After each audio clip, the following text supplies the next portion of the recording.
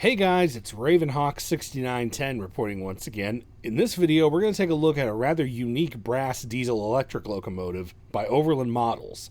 This is the Southern Pacific E2A number 6017, the Queen Mary. But why, you ask, as indeed you should, was a train given a nickname after the famous ocean liner? We'll get to that in a second. First though, it is disclaimer time.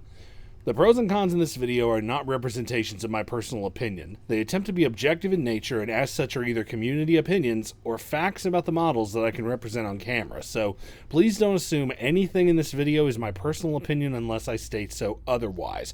Additionally, it's important to note that I don't speak on behalf of Overland Models and am not endorsed by any company. I'm an independent reviewer and the work I do does not reflect the thoughts of any companies in question. Alright, let's go ahead and get started. With the purchase of SW1 number 1000, the age of the diesel locomotive began on Southern Pacific. While number 1000 was the first diesel SP bought, however, it was not the oldest diesel they owned.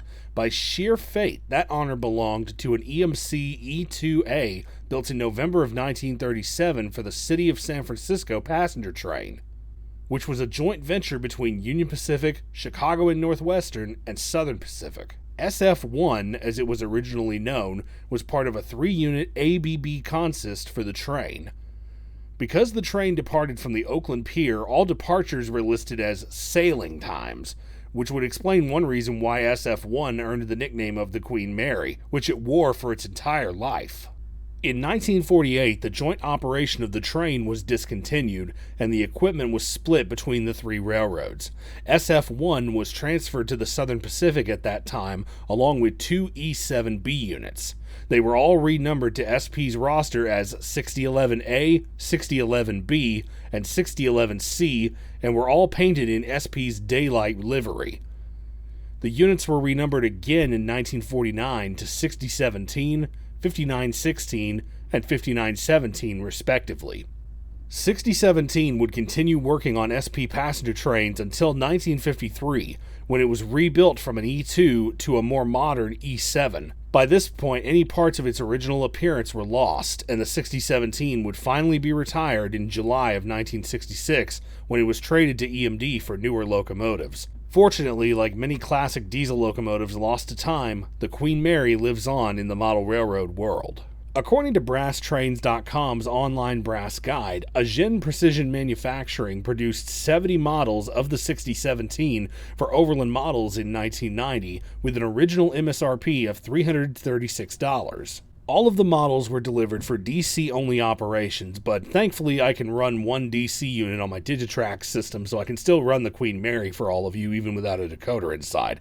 Though someday I do need to upgrade it with an actual DCC decoder, and maybe I'll put sound in it as well. The pilot of the 6017 looks old school, in a good way though, and also has a function in the form of these doors that swing open on the plow to allow for a coupler to come out. At some point during its City of San Francisco career, the unit received modifications to the nose, which included the addition of a Mars light in the nose and these big number boxes which were mounted at 45-degree angles. It retained these features until it was rebuilt in the 1950s, and it really makes the engine stand out among the regular Bulldog nose F and E units of the time. Zooming in on the cab, we can see it features a fully detailed interior including a control stand, 3 cab seats, and a detailed back head as well. Alright, that just about does it for this video. As I said, when this model was made back in the 90s, it was listed for an MSRP of $336, but today they can go anywhere from $475 to $520 depending on the condition. This is definitely one of those models that, from the moment I saw it in its SP Daylight scheme anyways, made me want to have a model of it, and if you're an SP modeler, then I'd say you definitely should hunt down one of these and add the Queen Mary to your fleet.